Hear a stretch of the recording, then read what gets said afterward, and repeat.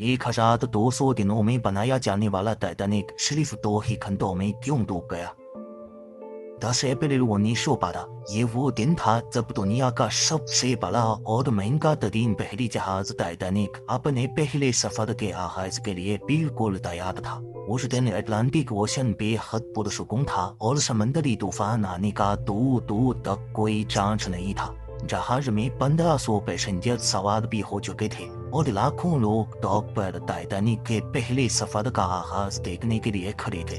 ना ही पैसेंजर्स को, ना ही अलविदा करने वाले लाखों लोगों को और ना ही टाइटैनिक के अमले को मालूम था कि जो जहाज कुछ ही देर में रवाना होने वाला है उसको बनाते वक्त 6 ऐसी गलतियां की गई है जो इस जहाज को बदतरीन हादसे का शिकार बनाने वाली है। नाजरीन, आज आप जानेंगे अपने दौर के सबसे महंगे, सबसे लग्जरी और सबसे ताकतवर जहाज टाइटैनिक की 6 ऐसी गलतियां जो अगर ना की जाती तो शायद आज टाइटैनिक क्रैश होने की वजह से नहीं बल्कि अपनी कामयाबी की वजह से दुनिया में फेमस होता। आखिर ऐसी कौन सी 6 गलतियां थी तो 40 साल एक्सपीरियंस रखने वाले टाइटैनिक के कैप्टन एडवर्ड स्मिथ को भी नजर नहीं आए। कैप्टन के 40 साल के एक्सपीरियंस को तो छोड़ें, ये गलतियां टाइटैनिक ऑपरेट करने वाली कंपनी दी व्हाइट स्टार लाइन जिसको 160 शिप ऑपरेट करने का एक्सपीरियंस था उनको भी नजर नहीं आई। और ये गलतियां टाइटैनिक मैन्युफैक्चर करने वाली कंपनी हालैंड एंड वुल्फ को भी नजर नहीं आई जिन्होंने सिर्फ टाइटैनिक से पहले ही 500 से ज्यादा शिप्स मैन्युफैक्चर की थी। टाइटैनिक की कंस्ट्रक्शन 1960 में शुरू हुई थी और तकरीबन 3 साल का वक्त और 2000 वर्कर्स की मेहनत के बाद जहाज को तैयार कर लिया गया। अब जहाज पूरी तरह से तैयार हो चुका था लेकिन इसको टेस्ट करने का फेज अभी बाकी था। टाइटैनिक बनाने वालों का उस पर भरोसा तब मजीद बढ़ गया जब टाइटैनिक ने अपना पहला टेस्ट रन कामयाबी से पार कर लिया था। टेस्ट पास करते ही पूरी दुनिया में मुख्तलिफ अखबारात में इसकी मार्केटिंग की गई जिसकी हेडिंग थी अनसिंकेबल टाइटैनिक, यानी कभी न डूबने वाला जहाज बना लिया गया है। जहाज का पहला सफर इंग्लैंड के शहर साउथहैम्पटन से शुरू होना था जिसका दिन 10 अप्रैल 1912 मुकर्रर किया गया और जिसकी मंजिल अमेरिका का शहर न्यूयॉर्क थी।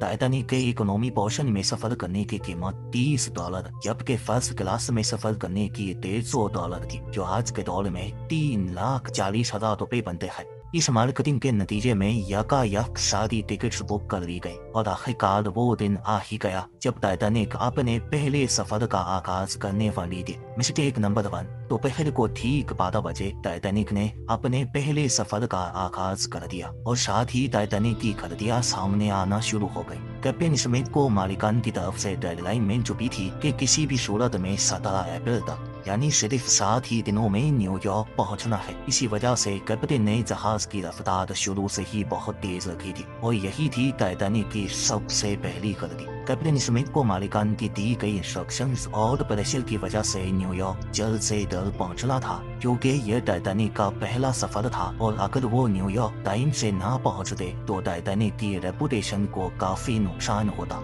दुनिया की कोई भी गाड़ी हो, मशीन या फिर जहाज, उनके कई ऑपरेटिंग प्रोसीजर्स होते हैं जिनमें स्पीड लिमिट भी इन प्रोसीजर्स का एक पार्ट होता है और वो पार्ट टाइटैनिक के सफर के आगाज में ही वायलेट किया गया था। थोड़ी ही देर में जहाज साउथहैम्पटन के पोर्ट को इतना पीछे छोड़ गया कि अब दूर दूर तक नीले समंदर के अलावा कुछ नजर नहीं आ रहा था।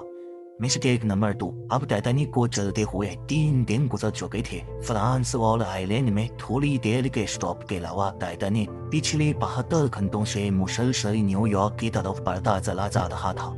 ये 14 अप्रैल 1912 की शाम थी। समंदर पर हर तरफ खामोशी और धुंध छाई हुई थी जिसकी वजह से विजिबिलिटी भी काफी कम हो चुकी थी। उसी रात एक और बहरी जहाज जो कि टाइटैनिक से कुछ घंटे ही आगे था, उसके कैप्टन ने वायरलेस पर टाइटैनिक को समंदर पर तैरती हुई चट्टानें यानी आइसबर्ग्स के बारे में वार्निंग दी थी। एक्सपर्ट्स का मानना है कि यह वार्निंग कम से कम भी 6 बार दी गई थी लेकिन वायरलेस ऑपरेटर्स की कोताही की वजह से इंतहाई इम्पोर्टेंट वार्निंग्स इनसे मिस हो गई। उनके लिए शायद यह नॉर्मल बात थी लेकिन यही थी टाइटैनिक के हमले की दूसरी गलती। क्योंकि टाइटैनिक अपने तर्ज का पहला लग्जरी जहाज था और इसमें कई वीआईपीज भी मौजूद थे, इसी वजह से ज्यादातर टाइटैनिक का हमला फर्स्ट क्लास पैसेंजर्स की खिदमत में मशरूफ था। अगर इन वार्निंग्स को सीरियस लिया जाता तो आगे का पूरा सीन ही अलग होता।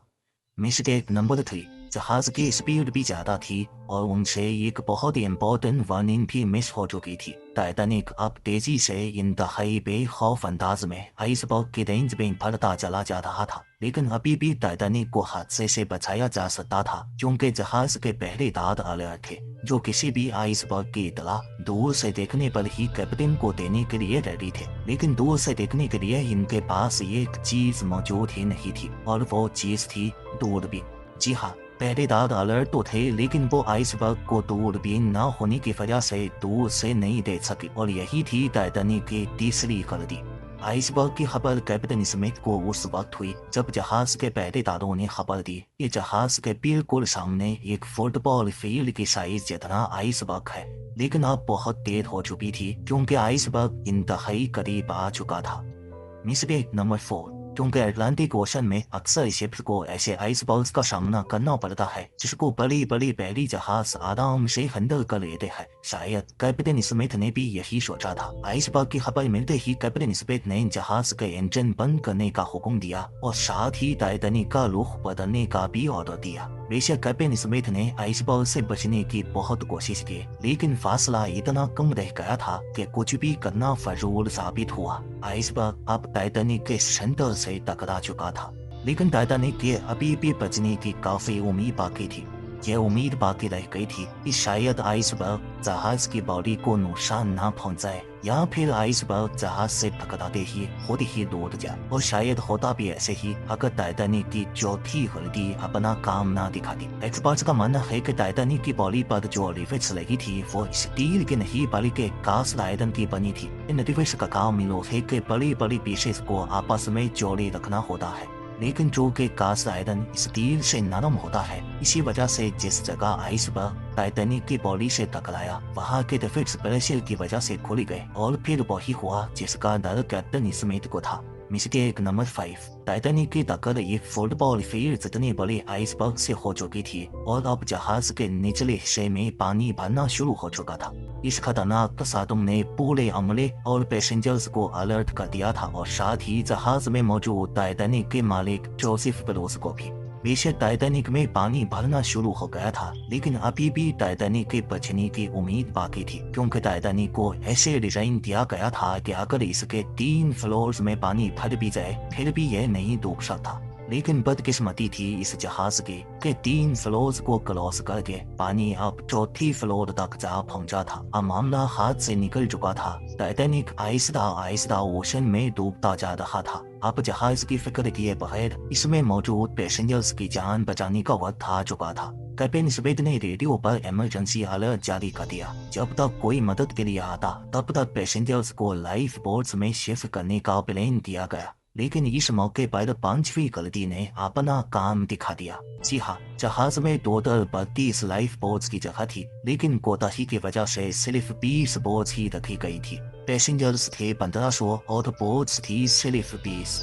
मिस्टेक नंबर 6, हर तरफ अफरा तफरी का आलम था और हर शख्स उन चंद गिनी चुनी कश्तियों में सवार होना चाहता था। 12:45 पर पहली इमरजेंसी कश्ती समंदर में उतारी गई, लेकिन यहाँ हुई एक और छठी गलती।